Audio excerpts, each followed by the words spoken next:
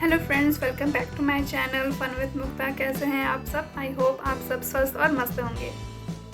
Guys, आज की जो ब्लॉग है वो मैं शुरू करने से पहले मैं सोच रही थी कुछ बातें आप लोगों के साथ शेयर करूं।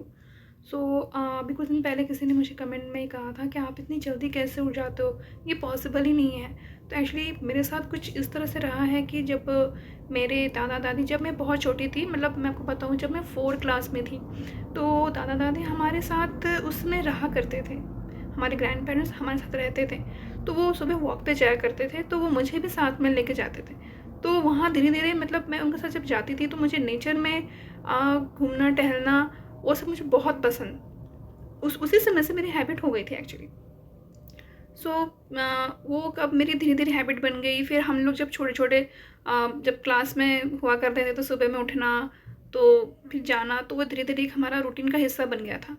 उसके बाद फिर आगे प्रिपरेशन, जॉब की प्रिपरेशन, फिर हायर क्लासेस की स्टडी, ये सब वो सब सारी चीज़ें मतलब जब होती थी तो वो धीरे धीरे कहीं ना कहीं वो मेरी हैबिट में बन गई थी। बट हाँ, शादी को मतलब इतने टाइम बाद भी मतलब वो मेरी हैबिट में है, वो मेरा हिस्सा बन चुका है मेरी ज़िंदगी का। इसलिए वो मैं ना सुबह उठ जाती हूँ। और अभी तो भी क्या बोल सकते हैं, शादी के बाद फैमिली में आना, फिर जो रिस्पॉन्सिबिलिटी होती हैं आपकी सारी, फिर वो सब में भी धीरे धीरे क्या है ना, उसमें भी वो बहुत बड़ा रोल है कि फिर वो एक आपका मतलब बोलो तो आपका लाइफ का एक पार्ट ही बन गया है कि मुझे सुबह उठना है, सुबह उठ के अपना जो डेली का रूटीन है वो फॉलो करना है। उसके बाद जो ज़िंदगी के जो सारे काम हैं वो हमें करने हैं। तो वो इस तरह से मैं अपने आप को मोटिवेट रखती हूँ कि भाई मैंने जो लाइफ में सोच रखा है कि हाँ मुझे ये सब चीज़ें करनी है, तो उसके लिए कुछ टाइम में, इस 24 घंटे में से कुछ टाइम मैं अपने लिए जुड़ाती हूँ। तो वो सुबह का जो मॉर्निंग टाइम होता है ना, जिसको हम लोग ब्रह्म मुहूर्त बोलते हैं, वो मैं उस चीज़ को बहुत मानती हूँ। तो मैं आ गई थी अपना मॉर्निंग रूटीन फॉलो करने के बाद डायरेक्ट किचन में। बच्चे और हस्बैंड के जाने के बाद मैं भी अपना काम जल्दी जल्दी करने की कोशिश करती हूँ ताकि थोड़ा समय खुद के लिए निकाल पाऊँ। अभी कुछ दिनों में बच्चों के एग्ज़ाम शुरू होने वाले हैं, तो मैंने भी टाइम मैनेजमेंट को थोड़ा चेंज करा है।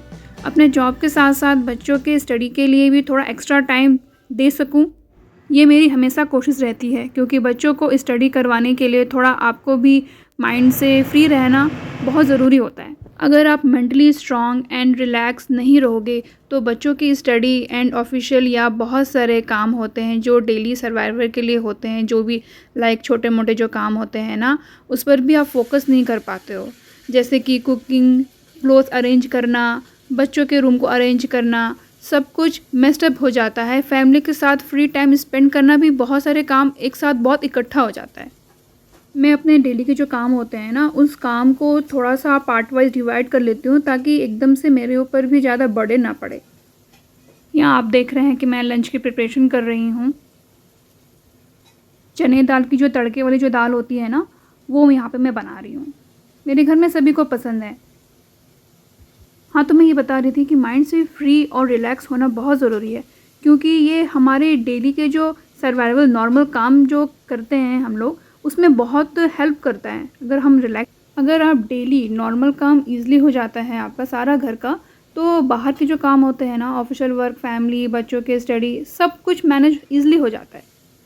अभी तो मेरे दिमाग में बस बच्चों के एग्ज़ाम को लेकर के ही है कि उनकी तैयारी अच्छे से हो जाए, क्योंकि एग्ज़ाम टाइम पर कब कौन सी प्रॉब्लम या अनएक्सपेक्टेड सिचुएशन आ जाए जो कि आप उसके बारे में सोच भी नहीं सकते। तो आप पहले से ही प्रिपेयर करके रखेंगे ना तो सही रहेगा, ताकि बाद के लिए आपके पास कुछ रिग्रेट ना हो कि भाई मैंने ये काम कंप्लीट नहीं करा या फिर ये चीज़ छूट गया। तो ऐसे ना मैं इस तरह से ना मतलब प्लानिंग करके चलती हूँ, ताकि बाद में मुझे ज़्यादा प्रॉब्लम ना फेस करनी पड़े और सब चीज़ें बहुत हो जाए आराम से।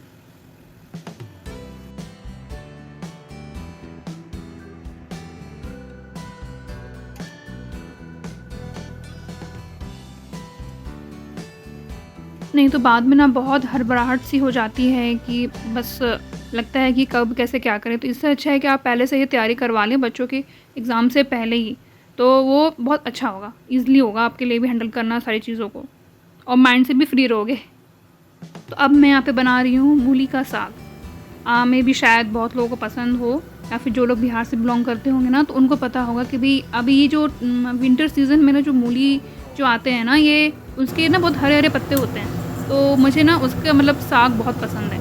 भाई मेरे हस्बैंड को तो उतना पसंद नहीं है, लेकिन मैं बताऊँ अपने बारे में तो मुझे बहुत पसंद है। मैं अपने तो बनाती हूँ और मेरे बच्चे भी खाते हैं। बच गई कुकर की सीटी, लंच की प्रिपरेशन ऑलमोस्ट डन।